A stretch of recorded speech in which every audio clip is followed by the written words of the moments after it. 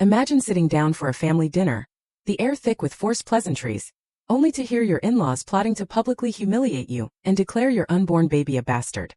What followed was a slap that echoed through my soul, then a shocking revelation that my own husband had already chosen their side. This wasn't just a bad dinner. It was the night my old life died. The woman I was, the one who believed in fairy tales and forever, ceased to exist. Because that night, my husband chose his toxic family over me and our unborn child. Let me take you back to where this nightmare truly began. 3 years ago, I married Travis Montgomery. Everyone called it a fairy tale wedding. On the surface, his family seemed perfect. His mother, Diane, a vision of designer clothes and charity brunches. His father, Kenneth, a successful businessman with a chain of hardware stores across the state. And his sister, Valerie, a real estate agent who never missed a chance to highlight her own success. Travis worked for his dad, made good money. We even had a modest house just 20 minutes from his parents, a distance that, in hindsight, should have been my first giant red flag. Trouble really started brewing the day I announced my pregnancy. I expected pure joy, maybe some tears of happiness. Instead, Diane's smile froze, as if she'd just bitten into something truly rotten. Kenneth barely grunted over his newspaper. And Valerie, who was also pregnant and due 2 months after me, suddenly found her phone the most fascinating object in the universe. Travis, bless his heart, initially seemed excited. Hugs, nursery colors, all the sweet stuff. But in the weeks that followed, something in him shifted. Sunday family dinners, already mandatory, turned into a weekly gauntlet. Diane would serve her pot roast with a side of passive-aggressive comments. "When are you planning to return to work, dear?" she'd ask, implying I was some kind of gold digger. Kenneth would just grunt in agreement. And Valerie? Oh, Valerie would dramatically stroke her still smaller belly, regaling everyone with tales of how she was still showing houses. Unlike some people who milk their pregnancies for attention. It was infuriating. And Travis? He never, not once, defended me. He'd just stare at his plate, shoveling food into his mouth as if mashed potatoes could somehow block out the venom. I told myself he was just conflict-averse, that he loved me but didn't know how to stand up to his family. I made 1,000 excuses for a man who I now realize didn't deserve a single one. The night everything shattered began like any other Sunday. I was exhausted. Being an accountant during tax season is brutal enough, but doing it while growing a human inside you? My feet were swollen, my back ached, and all I wanted was food that didn't make me nauseous, followed by my bed. But Travis insisted we couldn't miss dinner. His mother had something important to discuss. I should have known. Diane Montgomery never did anything without a calculated agenda. We arrived at 6:30. The house smelled of roasted chicken, and though I didn't recognize it yet, betrayal. Valerie was already there with her husband, Preston, a quiet man who seemed to exist solely to nod at whatever Valerie said. Diane's good china was out. Another warning sign I completely missed. She only used those expensive plates for special occasions, or particularly vicious takedowns. Dinner conversation was strained. Diane kept steering it back to Valerie's pregnancy. Nursery plans, baby shower preparations. Valerie had hired a professional event planner, rented a country club ballroom, describing the mint green and gold color scheme with the enthusiasm of someone planning a royal wedding. "And what about your baby shower?" Diane asked, turning her icy gaze on me. Her smile didn't reach her eyes. I carefully set down my fork. "My friends are organizing something for next month. Just a small gathering at Natalie's house." The temperature in the room plummeted several degrees. Diane's nostrils flared slightly, just a tiny flicker of her displeasure. "How nice," she purred, her tone dripping with the opposite meaning. Kenneth cleared his throat. "Valerie's shower is going to be quite the event. 200 guests. Catered by that French place downtown. Must be expensive," I offered, trying to sound impressed instead of overwhelmed by the obvious comparison. "Family takes care of family," Diane said pointedly. "Those who truly belong anyway." Travis tensed beside me. Still he said nothing. My stomach churned and I couldn't tell if it was morning sickness or sheer dread. I excused myself to the bathroom, desperate for an escape. As I washed my hands staring at my reflection, pale, tired, a woman slowly being erased by her in-laws, I heard voices from the kitchen. Low, conspiratorial. The kind of voices people use when they're planning something they know is utterly wrong. My heart hammered against my ribs as I crept closer, pressing myself against the wall. "Don't worry," Diane was saying. "Once everything is ready for her baby shower, we will just shout that the baby belongs to someone else, and after that, you can celebrate your baby shower instead." My blood ran cold. For a moment I thought I'd misheard. Pregnancy brain, maybe. But then Valerie laughed, a sound like breaking glass. "Perfect. I always get what I want, and I want the spotlight. Her little pity party can wait until after mine. Better yet, maybe we can cancel hers altogether. Why waste time on a bastard baby?" "Now Valerie," Kenneth's voice joined in, though he sounded more amused than disapproving. Let's not get ahead of ourselves. One scandal at a time. I'm just saying what everyone's thinking, Valerie shot back. She trapped Travis with this pregnancy. We all know he was planning to leave her before she conveniently got pregnant. Asterisk, by the way, if you're still with me and on the edge of your seat, trust me, it gets wilder. Make sure to hit that subscribe button. You won't want to miss what happens next or any of my future stories. Asterisk, this was news to me. Travis had been the one who suggested we start trying for a baby.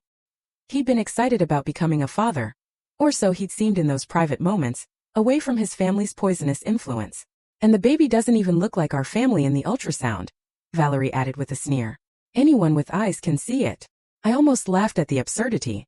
Ultrasound photos are blurry blobs. Logic had no place in their twisted conspiracy theory. So we're agreed, Diane continued, her voice chillingly calm. At her baby shower we make our announcement. We'll say we have concerns about paternity, and that Travis deserves a DNA test before he commits to raising another man's child. The humiliation should be enough to send her running back to whatever trailer park she came from. A trailer park? My parents owned a modest, comfortable home in the suburbs. I'd gone to good schools, taken piano lessons. But to the Montgomerys, anyone who didn't own multiple properties or vacation in the Hamptons was beneath them. My hands were shaking so badly I had to clench them. Part of me wanted to burst in there, scream, demand answers. But something held me back. Maybe it was the baby fluttering inside me. A tiny reminder that I had someone more important to protect now. Maybe it was a sick curiosity to see just how deep this betrayal went. I crept back to the dining room, where Travis and Preston sat in uncomfortable silence. Travis looked up as I entered, and I saw a flicker of guilt cross his face before he buried it. He knew. Even if he hadn't been in the kitchen for that specific conversation, he knew his family was planning something terrible, and he had chosen to do nothing. Are you feeling all right? He asked, his voice tight. You look pale. I'm fine, I lied, sliding back into my chair. My entire body was trembling with a mix of rage and fear. But I forced myself to pick up my fork. The chicken tasted like cardboard and betrayal. Diane, Kenneth, and Valerie returned, wearing matching expressions of false innocence. Diane launched into a sugary story about her book club, her eyes like a snake's. I barely heard a word. My mind was racing, trying to figure out my next move. Part of me screamed to confront them right then, to force Travis to choose. But I knew how that would end. He'd side with his mother, make excuses, tell me I was too sensitive. And this time I had more than just my feelings at stake. So I waited. I smiled and nodded through dessert. A chocolate cake Diane mentioned she'd originally planned for Valerie's shower preview. I let them talk about nursery furniture and diaper brands, while they plotted to destroy my future. When Travis finally said it was time to leave, I walked out of that house with my head high and my heart shattering into a million pieces. The car ride home was utterly silent.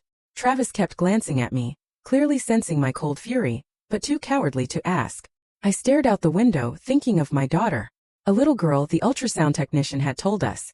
A little girl who deserved so much better than this family of vipers. We pulled into our driveway. Travis cut the engine, and the silence was deafening. My heart pounded. I need to talk to you about your family, I said, my voice surprisingly steady. Travis's jaw tightened. What about them? What are they planning for my baby shower? His face went blank. That was all the confirmation I needed. I don't know what you mean. Yes, you do. I turned to face him fully. I heard them tonight. Your mother, your sister, your father. They're planning to announce at my baby shower that you're not the father of my baby. They want to humiliate me and cancel the whole thing so Valerie can have her precious spotlight. Travis's knuckles went white on the steering wheel. For a split second I hoped he might deny it, finally defend me. Instead he said, maybe they have a point. The world tilted sideways. What? I whispered. You have to admit the timing was convenient, he mumbled, not meeting my eyes. Right when I was starting to have doubts about us. Suddenly you're pregnant.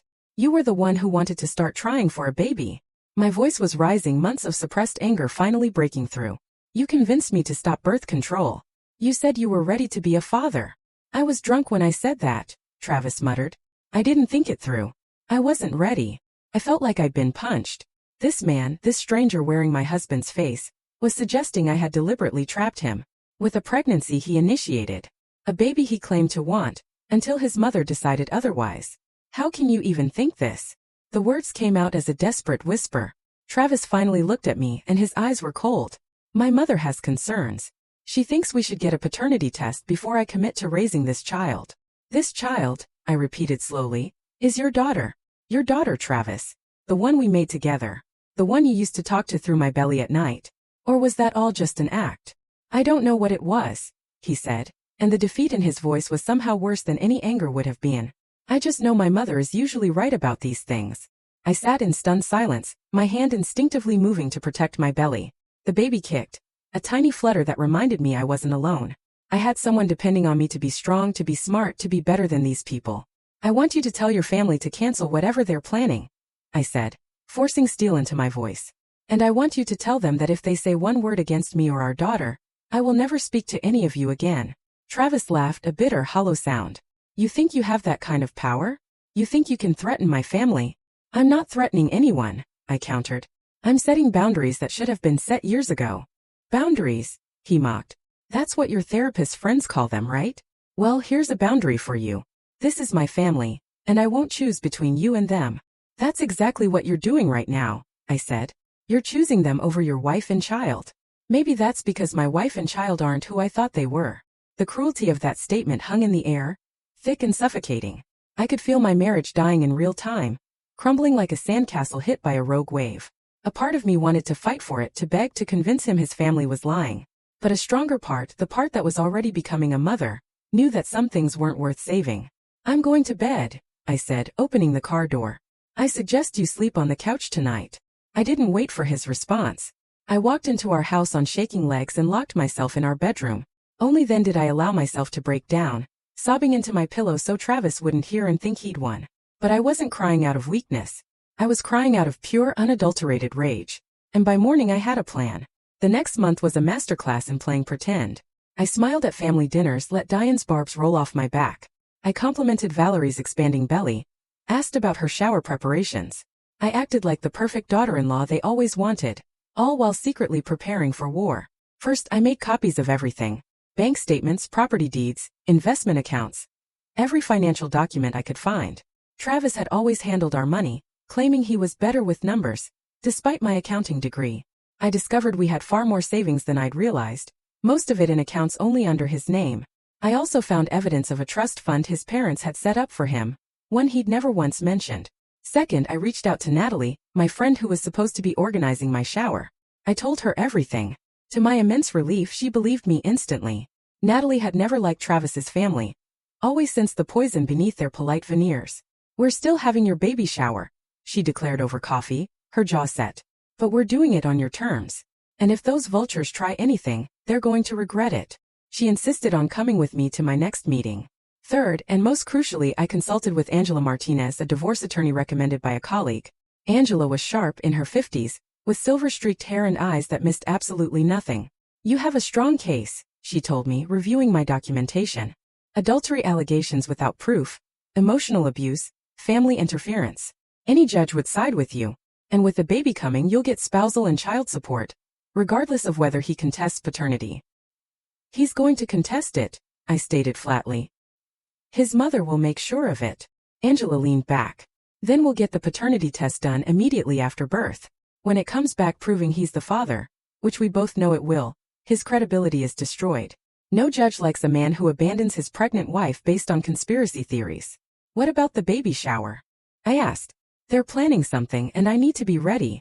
A slow, dangerous smile spread across Angela's face. Tell me everything you know about their plan. I did. I recounted the overheard conversation. Travis's betrayal, Diane's decades-long pattern of manipulation. Angela took notes, asked probing questions. By the end, we had a strategy that would either save my dignity or blow up spectacularly. Here's what we'll do, Angela explained. I'll prepare all the documentation. The recording, transcripts, evidence of harassment. Everything. If they make their move at the baby shower, you'll be prepared to counter immediately with facts and legal standing. I won't be there. That would be inappropriate, but you'll have everything you need and I'll be one phone call away. Are you sure you want to do this? Angela asked as I was leaving. Once we execute this, there's no going back. Your marriage will be over. I placed my hand on my belly, where my daughter was somersaulting. My marriage has been over for a while. I was just too scared to admit it. The baby shower was scheduled for a Saturday afternoon in mid-April. Natalie had invited about 40 people. My friends, college roommates, cousins, and yes, Travis's family. I had insisted they be invited. My plan only worked if they were there to witness what happened. Natalie's backyard was transformed into a spring wonderland. Pastel balloons, flowers, a dessert table worthy of a magazine. Her husband set up a sound system, and soft music played as guests arrived with gifts wrapped in pink paper. I wore a white dress that showed off my now 7-month prominent belly. My hair styled, makeup carefully applied to hide the stress. I looked radiant because I'd learned long ago that looking good is the best revenge. Travis's family arrived precisely on time. Diane Montgomery was never late for an opportunity for public cruelty. She wore a lavender suit that probably cost more than my car, and a smile that could cut glass. Kenneth followed, his usual khakis and polo, looking like he'd rather be golfing. Valerie trailed behind, her 5-month belly less pronounced than mine, wearing a dress just a shade too similar to mine. A deliberate power move I chose to ignore. Travis had skipped the event entirely, claiming he had to work. We both knew he was too cowardly to face me. Fine. I didn't need him there. What a lovely little party, Diane said, her voice dripping with condescension as she surveyed Natalie's backyard. So quaint and intimate. Nothing like Valerie's shower next month, of course, but charming in its own way. Thank you for coming, I said sweetly. It means so much to have family here. Diane's smile tightened. She hadn't expected graciousness. She'd prepared for defensiveness, for weakness she could exploit. My composure threw her off balance, exactly as I'd intended. The first hour passed smoothly. We played the usual baby shower games, guessed the baby's birthday, decorated onesies. I opened gifts, exclaimed over tiny clothes, playing my role perfectly. Diane watched, her eyes calculating, checking her watch. She was waiting. Natalie brought out the cake, a beautiful 3-tiered creation decorated with pink roses and tiny fondant baby shoes. Everyone gathered around, and that's when Diane made her move. She stood abruptly, her chair scraping against the patio stones, and cleared her throat loudly. Conversations died. All eyes turned to her. She positioned herself perfectly, commanding the attention of the entire party. I'm so sorry to interrupt this celebration, Diane began, her voice quavering with false emotion. But I feel I must address something that's been weighing heavily on my conscience. Here it comes, I thought, my heart rate spiking even though I'd been expecting this exact moment. As most of you know, I'm going to be a grandmother soon, Diane continued, placing a hand over her heart like she was about to recite the Pledge of Allegiance. It's a role I take very seriously, which is why I cannot in good conscience remain silent about my concerns regarding this pregnancy. Murmurs rippled through the crowd. My college friend Jenna shot me a confused look. Natalie's hand found mine and squeezed it tightly. You see, Diane said, her voice growing stronger, my son Travis has confided in me that he has serious doubts about whether this child is actually his biological offspring. Gasps echoed around the yard. Several people turned to stare at me, their expressions ranging from shock to sympathy to morbid curiosity. I stood perfectly still, letting Diane hang herself with her own rope. Now, I'm not saying that this young woman is intentionally deceptive, Diane continued, somehow making it sound even more insulting than a direct accusation. But the timeline of this pregnancy is quite suspicious, and there are certain physical characteristics visible in the ultrasound that simply don't match our family's genetic traits. That's complete nonsense. Jenna called out, but Diane ignored her. Travis has requested a paternity test, which I think is perfectly reasonable. Until that test confirms what I frankly doubt it will confirm, I cannot support this pregnancy or acknowledge this child as my grandchild. Furthermore, I interrupted, my voice cutting through her monologue like a knife. You're about to suggest that this entire celebration should be cancelled, so everyone can focus on your daughter's baby shower instead. Isn't that right, Diane? Diane's mouth fell open. Kenneth straightened in his chair. Valerie's eyes went wide with panic. I pulled out my phone and held it up. Would you like me to play the recording from last month? The one where you, Kenneth, and Valerie discussed this exact plan in your kitchen? The conversation about how you'd publicly humiliate me at my own baby shower, and then steal the spotlight for Valerie. The color drained from Diane's face. You recorded us? That's illegal. That's a violation of privacy. I took a deep breath, remembering Angela's exact words. Actually, Illinois is a one-party consent state for recording conversations. That means as long as one person participating in the conversation knows it's being recorded, it's legal. I was standing just outside the kitchen when you were talking. I could hear you clearly. You could have seen me if you'd looked. And I was very much part of the household at that moment. The recording is completely legal and admissible in court. Who told you that? Kenneth demanded, his face reddening. My attorney, Angela Martinez, I said calmly. She's reviewed the recording and confirmed it can be used as evidence in my divorce proceedings against Travis. Proceedings that will include documentation of familial interference in the marriage, emotional abuse, and slander regarding paternity of a child that DNA testing will prove belongs to Travis Montgomery. This is outrageous.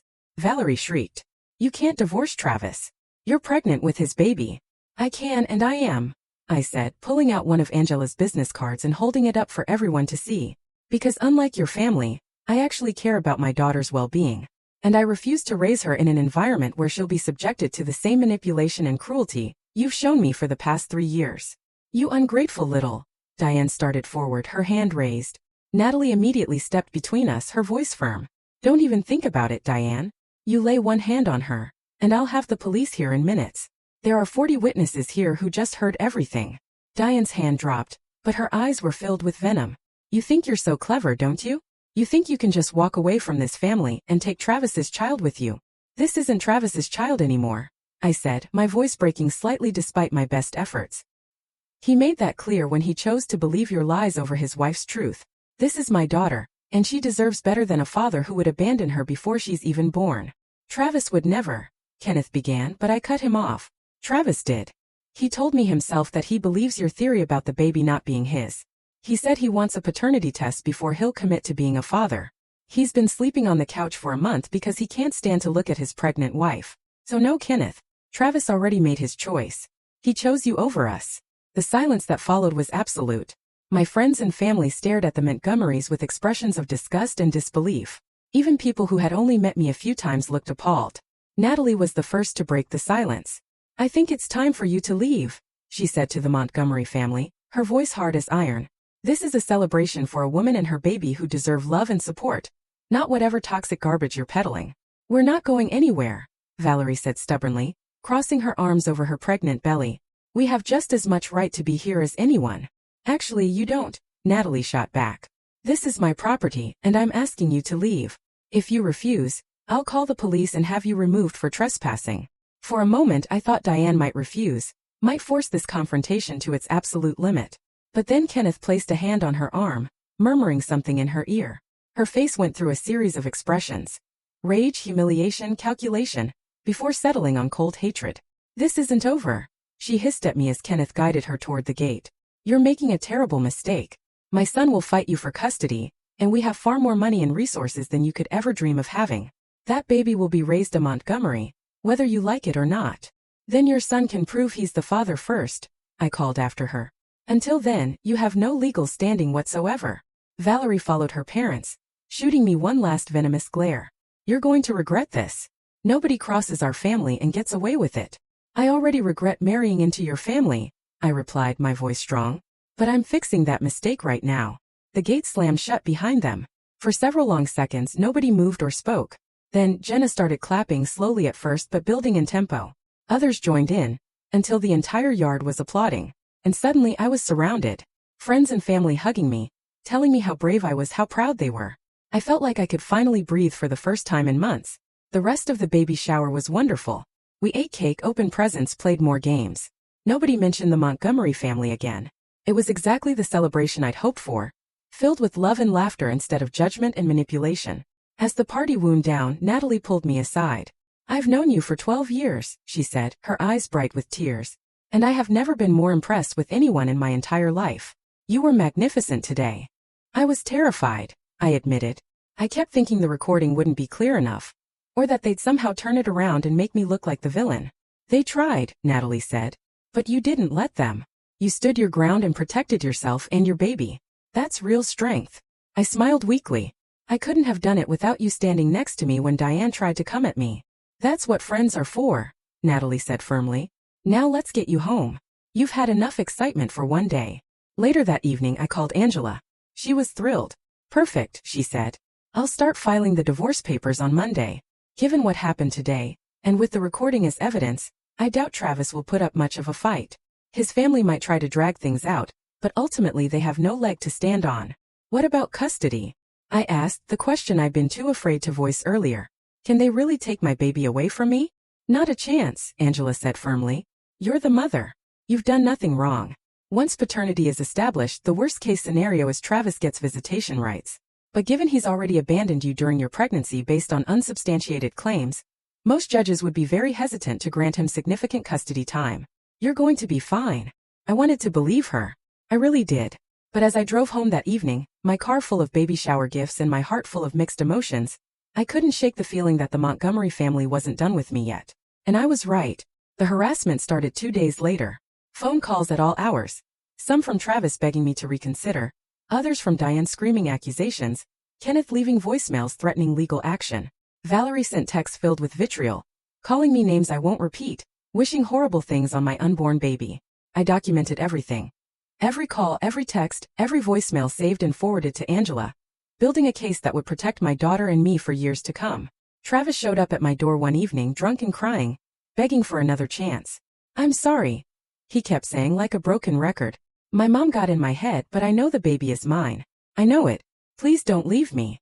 I stood in the doorway, my hand on my belly, feeling my daughter kick as if she could sense her father's presence.